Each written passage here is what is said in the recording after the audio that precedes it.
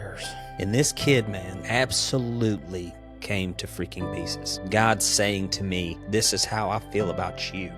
Is that I know this is hard, but I am so freaking proud of you. The truth in the moment is that I am a relationship builder. This is going to be a power-packed episode, to say the least. This thing is to help people walk down the road to find Christ. What's going on, guys? Welcome back to the Art of Suffering podcast with Dalton Darnell. I want to start with letting you guys know it's been a rough couple of weeks. Absolutely brutal. We're going to get into it in this episode, but I do want to ask you guys to share the podcast. Share this YouTube video or the audio version on Spotify, on your Facebook, Instagram, TikTok, wherever you share your stuff with your people. The goal of this thing is to help people walk down the road to find Christ. That's it. To live a better life, to be more fulfilled in life. And this is going to be a power-packed episode, to say the least. I have been getting absolutely annihilated the last couple of weeks, whether it's the enemy or God transforming my mind. It has been one thing after another, and we're going to dive into every single stitch of it. That's why I'm behind on getting episodes out and posted. And after I tell the story, I hope you guys can have some grace for me in being not as disciplined as I normally have been. But it's been brutal. It's been a grind. But if you guys support the episode, like, share, comment, and then put this thing out there, man. Send it to a buddy of yours that needs help. Send it to your husband. Send it to your wife. And if you've struggled with the things that we're about to talk about, I truly hope that my story can help further you down the road a little bit. It can help heal you a little bit. It can help you understand that you are not alone. And once again, like I've said in previous episodes, my goal is not necessarily to teach you. It's just to share my experience with you, to share my shortcomings, my failures, so that we can learn from them. That's the goal. So I'm going to backtrack here a couple of weeks back to the Montana clinic. If you haven't seen that video on my YouTube channel, the title is I Teach a Roping Clinic in All 50 States, Montana. Had an incredible experience at this thing, guys. You could feel God's presence with these people. The clinic was huge. There was like 60-something students in the dang thing. And honestly, going into it, I was very uncomfortable because I didn't know if I was going to be able to teach that many people at once. But God pulled through. He absolutely gave me the strength to teach for 13 hours a day and love on those people and share him with them. And it was unbelievable. But right when I left there, something or another got in my boot. And the doctor says it was a tick bite. But I got this freaking bite, this bug bite on my foot, and it swelled up real nasty and ended up getting Rocky Mountain spotted fever. So I come home from that clinic. The week coming back from that, had Rocky Mountain spotted fever. It was pretty rough.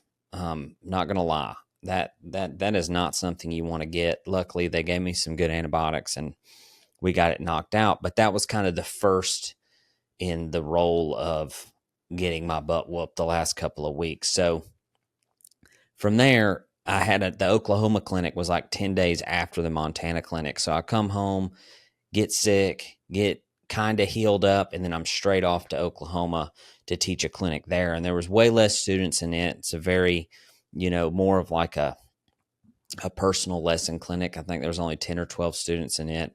And it was a ton of fun, but I listened to this podcast, and I don't know the title of it. I'll share the description below. And in this podcast, there's the guy they had on, his name was Jamie Winship. And it was quite literally one of the most transformative things I've ever heard in my entire life. And I'm going to walk you through this process that he talks about. I've listened to a ton of his stuff since this. This is about 2 weeks ago. And I've been just binging all of the podcasts I can find with this guy on it because the way that he thinks is unlike anything I've ever heard in my life. Totally transformative for me. Totally transforming the way that I look at God and the way that I look at myself and the way that I look at you as my neighbor, as my brother in Christ. And so we're going to get into all that in this episode after I kind of give you the lowdown on the last 2 weeks and how this God lighting this all up, right? The beauty of the Montana clinic, standing under those mountains, talking about Jesus with those people, the misery of the Rocky Mountain spotted fever, leading into the Oklahoma clinic, learning about my identity and what Jamie Winship has to offer, kind of finding my purpose a little bit. And that's why I started this episode off with asking you to share it, because the King is about to do something. He's about to absolutely take this, what me and you have built here with this little channel, and he is about to use it for his kingdom. And I have way more faith than a mustard seed in that. The King is doing something. And it started in between the Montana and the Oklahoma clinic. It started with Charlie Kirk's assassination. And I'm not going to dive into that because way smarter people than me have already talked about that. I do want to say that it was very difficult for me to watch someone who believes a lot of the same things that I do get killed for what they believe. But what it did do is it convicted me. It convicted me deeply to go, okay, the King, being a warrior for the King, suffering for the King is the freaking purpose, baby. That's what we're here to do. And my goal is to build a community of people with you guys that are absolute savages for the kingdom of heaven. And that word, in and of itself, for me, just means passionate. It means unwavering. It means bold in what you believe.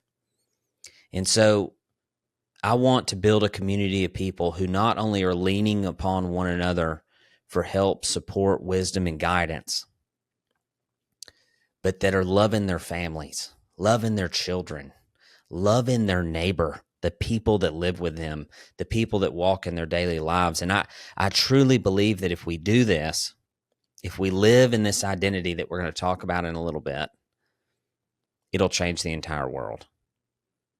And that's what Charlie Kirk did. And that's what makes it difficult, is he went around to the people who thought differently than him, and he handed them a microphone and he said, tell me what you think and let's talk about it. And Charlie Kirk by no means was a perfect human. But the fact is that he stood up for what you believe probably and for what I believe in a lot of different ways. And so the combination of that conviction, learning my identity, and then the third piece of the puzzle was I went back to church. I'm coaching a 6U baseball team. My second baseman is a little guy. His name's Trey. Great kid, great family. His dad, Chip, invited me to church. It's East Memorial Baptist Church. It's here in town. And as you guys know, I haven't been an advocate for the church. If anything, I've been the opposite of an advocate for the church. It really gets on my nerves. Church people really get on my nerves. And I went back and I listened to this guy, Pastor Glenn. I don't know his last name. Older gentleman, absolutely preaching word for word from the biblical text. And it was very refreshing. I left that church service feeling very refreshed in my faith, very poured into. I left feeling like God was like, you need to come here and recharge. And so we add all these things together, and I'm going to get to some stuff in a little bit that'll make all this make a lot of sense, but I just wanted to kind of give you the backstory. So I get home from the Oklahoma clinic, and it was great. We had some really cool conversations. That video will be coming out this week We talk about a lot of different things that have nothing to do with roping, but none of it has anything to do with roping. It's simply something we get to do while we love on other people. And me and Kara go to the doctor. Now, 4 weeks ago, really 5 weeks ago now, we found out Kara was pregnant. We've been trying to have another baby for about 2 years now, 18 months, somewhere in there.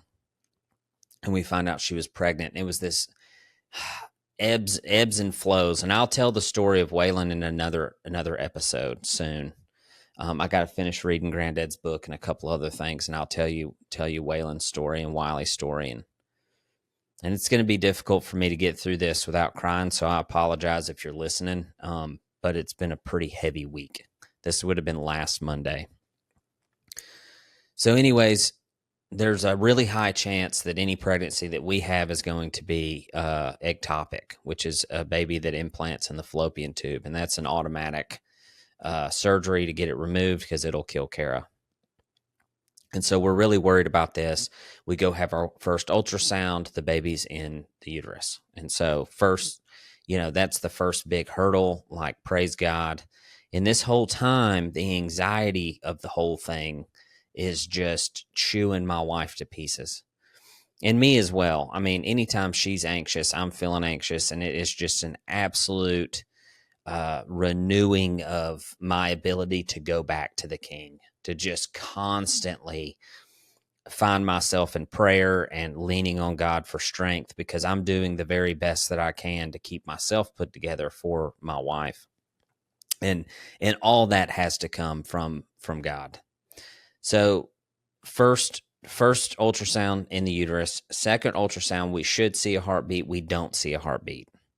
And we're like, okay, well, that's not good. But it could be early, right? There's a lot of things. And so the doctor's like, well, let's give it another week. We give it another week. This would be week 3. We have a heartbeat.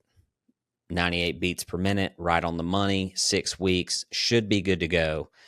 But we go back right after the Oklahoma clinic, and the baby doesn't have a heartbeat. It has not grown. And the baby is not alive. So we were fearful of this the whole time, of course, and the ebbs and flows, the hills and valleys of the emotions, right? Like, you start out, you're pregnant, you're super excited, then it dips down really low because you're super nervous or have anxiety about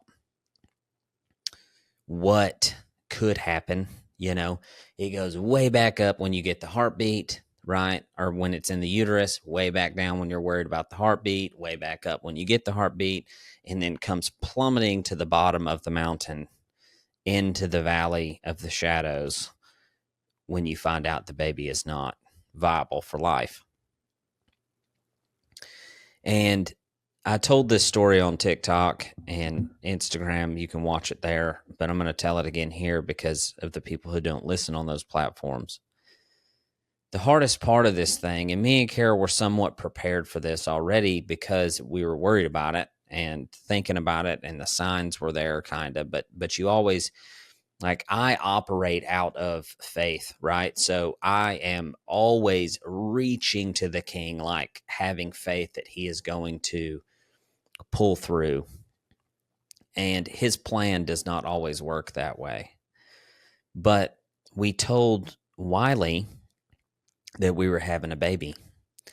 And the reason why we told Wiley that we were having a baby is because it's his baby too, right? It's his little brother or sister that's coming. But me and Wiley, little backstory, for the last year, almost every day on the way to school, had been praying for this baby. I've been explaining to him that through prayer and petition and thanksgiving, let your wants and concerns known to God, right? Ask and you shall receive. That's what it says in Matthew.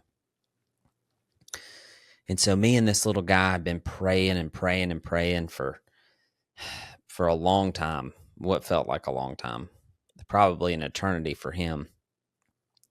And I was so excited when we found out Kara was pregnant because I was like, man, this kid is going to deeply believe in prayer. And God had other plans, obviously. But Wiley, all along the way, he would come to me and he'd say, Dad, when is God going to be done making baby Maddie? When's he going to be done making her? I'm ready to meet her. I'm ready to meet her. And so we find out the baby isn't going to work out. The baby is not viable for life. And we take Wiley in. We're sitting in Kara's office. And I just explained to him that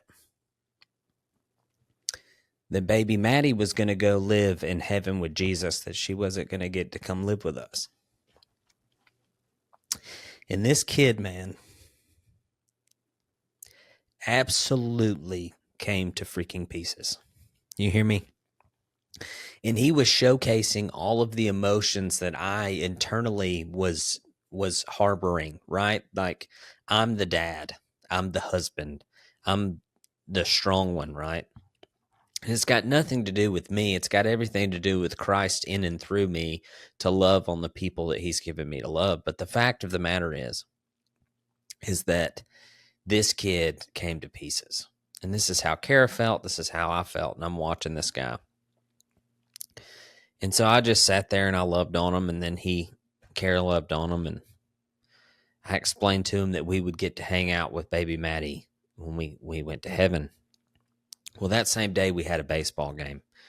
And we're not the kind to shuck our responsibilities. It's just not what we do. I'm the coach of the team. He's the starting shortstop. Like, we have to go and do our job.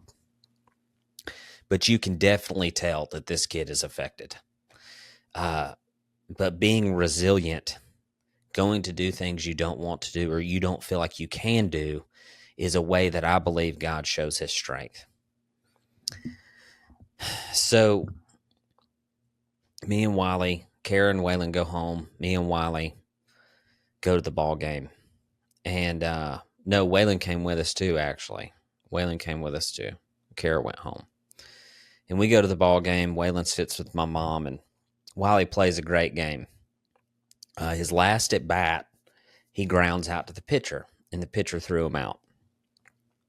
And this kid comes untrained. I mean, he is emotionally just freaking losing it because this kid got him out, which he is an emotional kid, but usually not about stuff like that. Typically, he can shake that off. He'd already hit like a home run. So he checked that box for the game, and he's in the dugout just wailing, just sobbing. And I am like, what is going on, man? And I'm over there coaching first, and I called him out to me, and I just hit a knee next to first base, and I'm still coaching the game, and I pull him over, and I just love on him. I'm like, man, listen, that hit you got, moved the runner to third, and that's how he got to score. That's the goal. That's just because you got out doesn't mean you're not affecting the team. And it dawned on me. It was like, this isn't about baseball, man.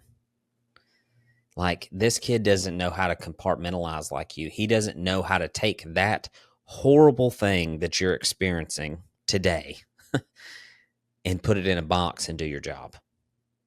He hasn't learned how to do that yet. So he's just being resilient through the emotion. He is just raw feeling and doing his job. And the amount of pride, the amount of compassion that came over me sitting on that ball field was nothing short of God saying to me, this is how I feel about you. Said, I know this is hard, but I am so freaking proud of you for still loving your family and still loving on your wife and still doing your work. And I know I am with you. I have experienced this. And so after the game, we won the game. We shake hands. We all huddle up and we do our little 1, 2, 3 team chant. And all the other kids take off running. And Wiley's just sitting there next to me on his knees, piled up, just sitting there looking like his sibling just died. And I just hugged on him. And me and him just sat on that ball field and we cried together. And I told him, I said, "But I am so freaking proud of you, man. I am so proud of how resilient you are. I am so proud of how you are trusting the King of Kings in this. And I love you so much." And we just sat there and cried for a little while on that ball field. And so in watching all of this unfold, and this week has been very difficult for Kara especially, and a lot of times you feel pretty helpless. You feel like, especially as a husband, you have a very hard time helping your wife deal with these sorts of things because you aren't necessarily experiencing it, not in the same way that she is. And so leaning on the King in this situation has been my only option. It's like constant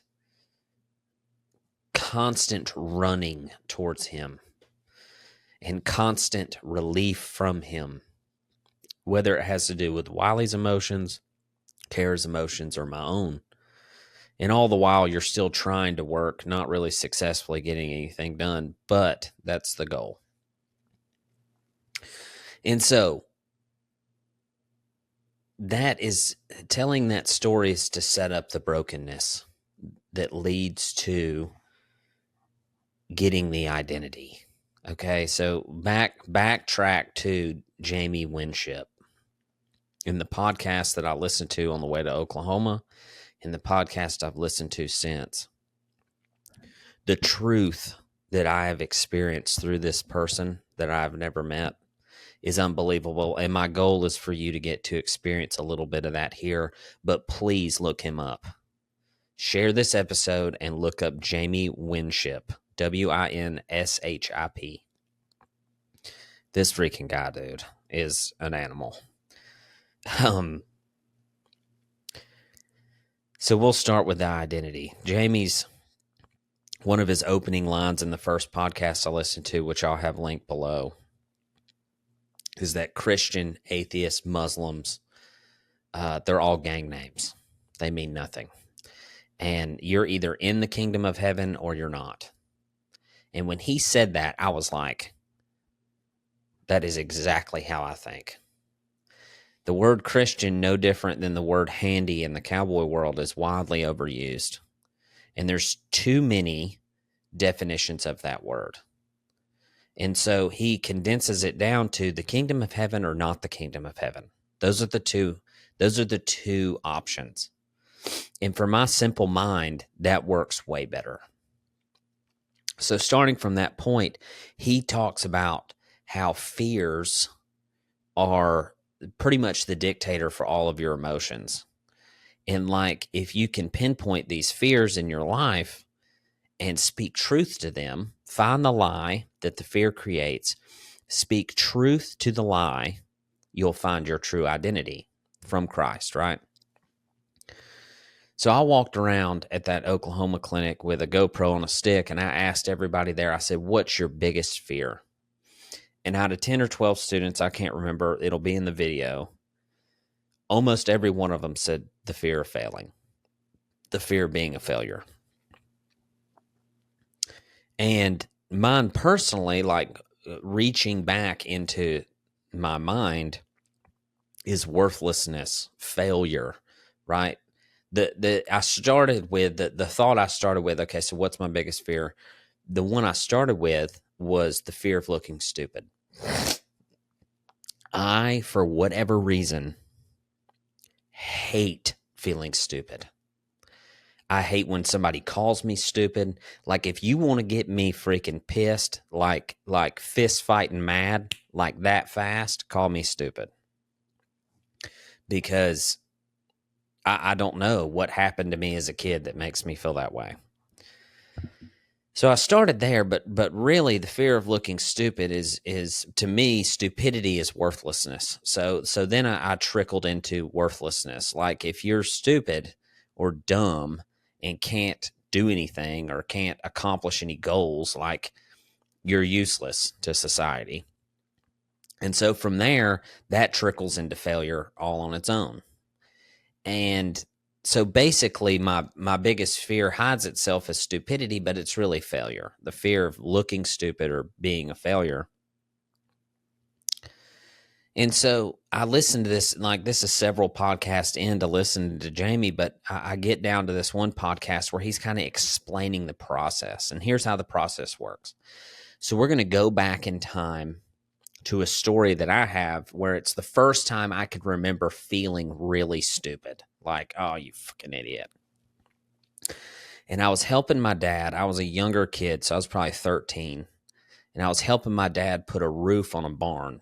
And it was one of those roofs that ran together at the top, but it had a split in the top, and then a ridge ran across the top of it to keep airflow coming in. And so I'm on one side of the roof, he's on the other side of the roof, and I have the screw gun.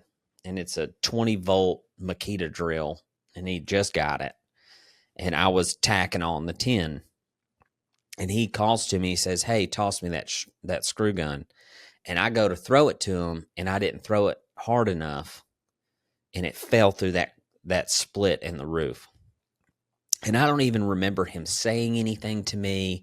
I don't remember him chewing me out. Now, I do remember the look on his face was like, God dang it. And everybody's had that feeling from their dad one or two times in their lives, I'm sure. But for whatever reason, this is like a core memory for me. Like I remember just feeling like such a weak, stupid fool for not throwing that drill hard enough. And so the second process to this is you identify that moment in time. Where does this fear of failure or looking stupid come from, right? Well, for me, it comes from there. And then he says, find the truth in it. And he says, this is going to be way harder than identifying the lie, because the lie is what sticks out in your mind. The lie is what's stamped on your heart. But find the truth. And so the truth is what your identity is. So God didn't knit you in the womb to be a failure. God didn't knit me in the womb to be stupid or weak. He knit me in the womb with an identity, with something he stamped me as. And what he has his students do from all the information I've listened to, and I could be wrong here, but this is just me listening to a lot of his stuff, but he has them usually write this stuff down, right? And he's like, okay, what's your biggest fear? And you write it down. So I'd write down stupid or failure or whatever. And he says, okay, give it to God. Give it to the king. And what did he do with it? Well, if you understand God's heart for you and what God truly believes about you, he's going to tear it up. God doesn't believe I'm a failure. He didn't make a failure. He doesn't believe I'm worthless. He doesn't believe I'm stupid, right? So he's going to tear it up. He's going to throw it in the trash. And then the truth of the situation that we're talking about is what the identity is. And so I thought about it long and hard, and my first thought was, well, I'm a hard worker. I was trying to work hard. I was trying to help my dad accomplish a goal. But that's not really an identity. Being a worker bee isn't an identity. Like while that is a great character trait, and having the ability to work hard, that's a learned thing. That's something you can teach someone, how to work hard. And so that's not an identity. And I was like, well, that's not it. It's not, my identity is not just to work really, really hard. So I pondered on this for a long time. I was like, okay, truly, what was I trying to do? And my parents were divorced. I saw my dad every other weekend. Every time we went up there, we had some sort of project like this. And so my mind fell back into something I was trying to do my entire adolescence, right? And that was maintain a relationship with my father, right? Even through all of this stuff. And this is nothing that he pushed upon me, right? This is not something that my dad was like, we need to have a relationship. This is just cognitively what I was doing as a kid, was like, I want a relationship with my dad. And so I found my identity in this. The truth in the moment is that I am a relationship builder. That's what I like to do. And this has been a theme throughout my life with friendships, with hardships, with my bride, with my parents, with my sons, is that the beauty of a wonderful relationship with somebody is deeply important to me. It is ingrained into my soul. It is what God knitted me in the womb to do. And the goal with this podcast is not only to share my failures, it is to build a relationship with you so that when I see you in public, so that when you call me, so that when you email me, so that when we go to clinics, you can walk up to me and know me, and I can know you. We're building a relationship with one another. And what this relationship does is it creates an environment to where you can hold me accountable. You can leave a comment in YouTube, and I know all the things that you know about me because I've sat here and told you the truth.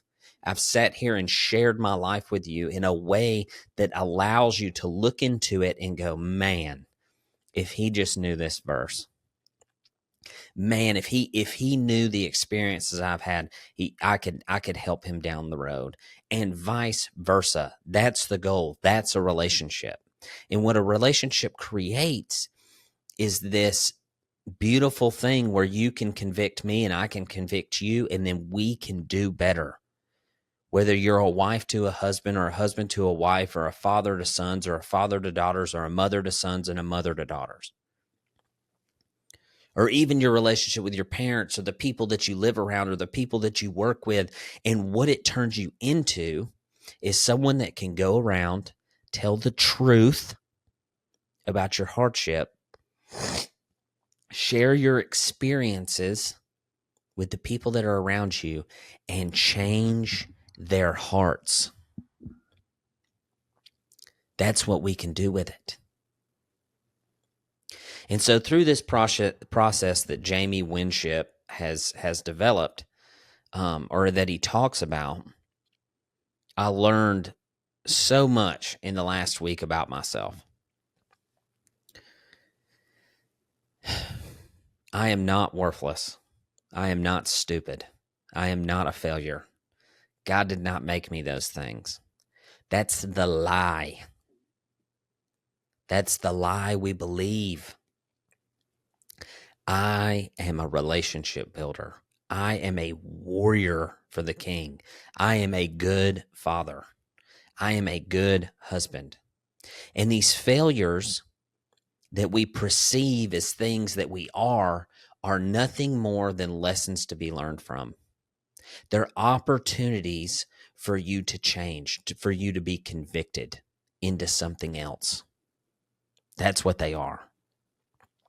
And once you know the truth of the situation, once you know your identity, you can walk out into the world in this identity and be a member of your community and change people's lives, which that's the goal. That's what Charlie Kirk did. That's what I'm trying to do. That's what Jamie Winship does. His identity, he says in a couple episodes of the podcast that I listened to, is the untire of knots. He goes into conflict and he fixes the knot. And it immediately makes me think about a bait casting fishing rod. Like if you throw it and bird nest it, there's Jamie Winship just fixing the bird nest and all these fishing rods. And so what this did, guys, is it convicted me to the point of like, okay, I need to really take the podcast seriously. I need to set up a studio, which we're still working on it. We got some backlights coming. We're trying to make it cool in here. I want you guys to feel like you're sitting in this room with me and we're just drinking coffee and talking life. And then the conviction to be willing to say to you, share the episode. Support the podcast, man. Share this truth with people who need it. or people who don't even need it. I've been a believer for 10 years and didn't know my freaking, well, more than 10 years. Shoot, I'm 33. I mean, I got baptized when I was 13, but I really started following Christ when I was probably 23. So, yeah, about 10 years. And still didn't know my freaking identity. Like, my identity to me is I'm a son of the king. Well, what does that freaking mean? What are you supposed to do with that? Of course, I'm a son of the king. You're a son or daughter of the king, too. But what do you do with that, right? What am I supposed to do? What's the purpose? What's the purpose? And so through these exercises, listening to Jamie Winship, which it would be so freaking cool if he came on the podcast. Like, I would love to sit down and talk with that guy. Unbelievable human. But what you're supposed to do with it is what your true identity is. So if my true identity is the relationship builder, I am a relationship builder, well, then that's what we're going to do. I'm going to build a relationship with you guys. I'm going to build a relationship with my sons. And my hope is that through those relationships, we can learn from one another. We can be friends.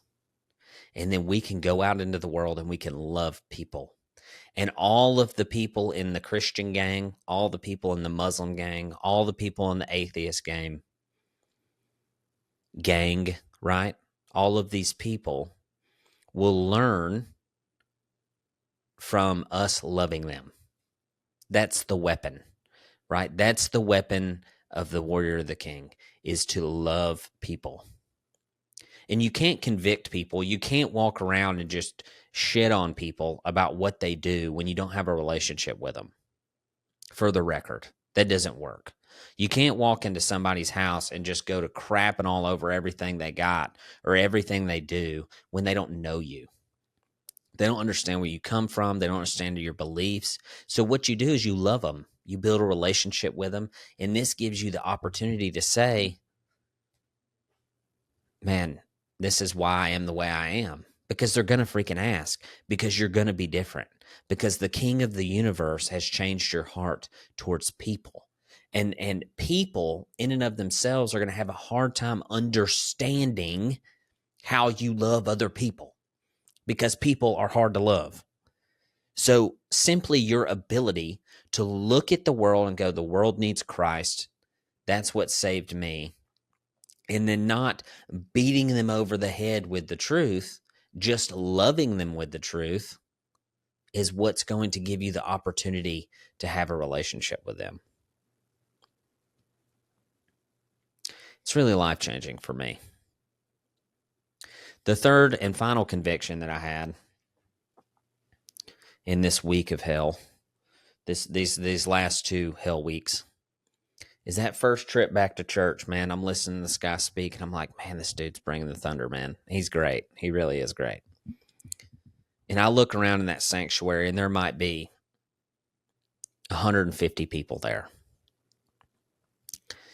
And I've been doing a lot of studying in Matthew. This weekend, I'm speaking at an event in North Alabama for a ranch rodeo thing. And so I've been doing a lot of research for that, like kind of what I want to speak about, which you guys will see it. I'm going to film the whole thing. It'll be a podcast episode. And I'm looking around this sanctuary, and there's like 150 people in there, 200 people max. And so let's say that those 200 people come every week, and there's a little fluctuation between people coming, new people, that sort of deal. So let's say, for all extensive purposes, 800 to 1,000 people come to that church a month, and this guy's preaching word for word what the book says. It's really great. And it was like God put his hand on my shoulder and said, double this amount of people listen to your podcast a month.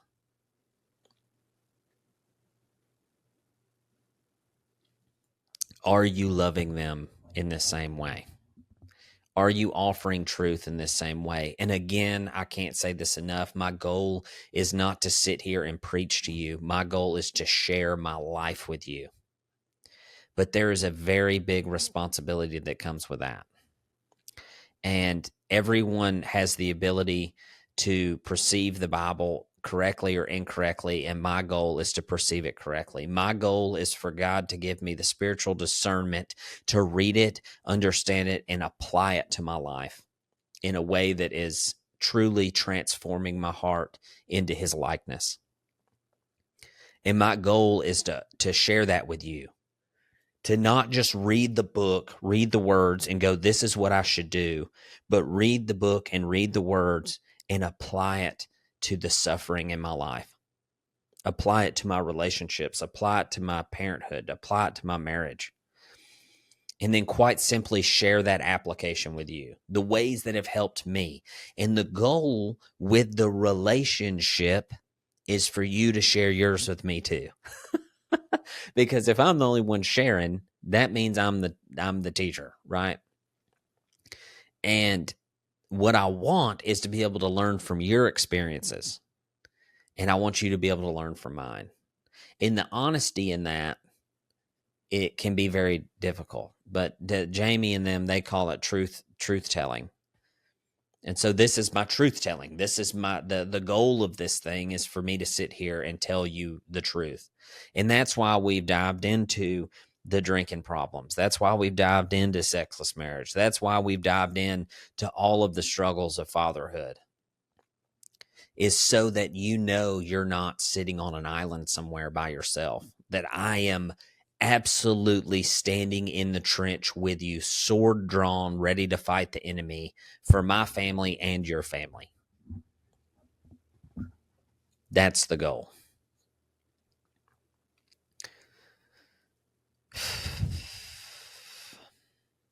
It's been a long week, guys. And again, I want to apologize for my inconsistency, but I just didn't have it in me. I was struggling. My wife was struggling. Still is. We both still are. But we got the studio set up to where we can actually do some stuff in here. We can actually shoot some episodes that will look better. My YouTube guy is going to be so excited. And I want you guys to know that our goal, my goal, your goal, is to take the things that we discuss here and to walk out into the freaking world and love people. Because the world is broken. It's been broken since they bit that apple. And you have an identity that the king is going to use. And it's up to you to listen to him to what that is. Jamie's two big prayers, he says, I stay away from the why question, which has been very important for me this week, because when you have a death like that, that's the first question that comes to your mind is why? And so I immediately took that thought captive and just shoved it to the king. It was like, no, we're not doing that why question. So the two questions that he talks about is, God, what do you want me to learn from this? And then what do you want me to do? And I truly believe what he wanted me to learn from the last 3 weeks was that I'm a relationship builder. And the answer to the question of what do you want me to do? It's to change the hearts of men with those relationships. God has given you an identity. He's given you a purpose that's going to change people. Do you understand me? It's going to change people's hearts. And the people that you find on your road, the road that you walk every day, those are your people. And if I change the hearts of the people on my road and you change the hearts of the people on your road, by the time we get to the end of the road, lots of people are going to come to know the King. And the kingdom of heaven will grow exponentially.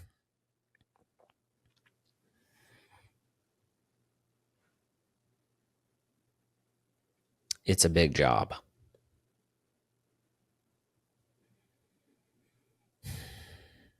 Everything he's got for you is worth doing. Guys, it's Monday. I'm about to freaking get after it.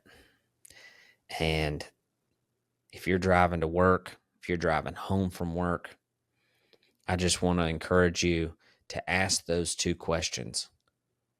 In your situation that you're in your suffering that you're living every single day, ask God what he wants you to learn, and then ask him what he wants you to do. And then shut your mouth and listen to what he has to say. Share the episode on Facebook. Share it on YouTube. Whatever. Share it all over the place. Text it to people. Do the thing. Y'all know the drill. Y'all been YouTubing long enough to know what we need here. If you need me, Dalton at 310edu, please reach out. For the people who have already sent gifts and encouragement through this process, thank you so much. I love you. God loves you. My family loves you. And we appreciate the support and the love from the people who've sent it, because it has been a very hard time. And the hard time is not over. The valley is still here. But the King has a purpose for me. And we're going to walk in that purpose. We're going to walk in our identity, and we're going to walk in that purpose. So reach out, Dalton at 310edu. I love you guys. Never weaken.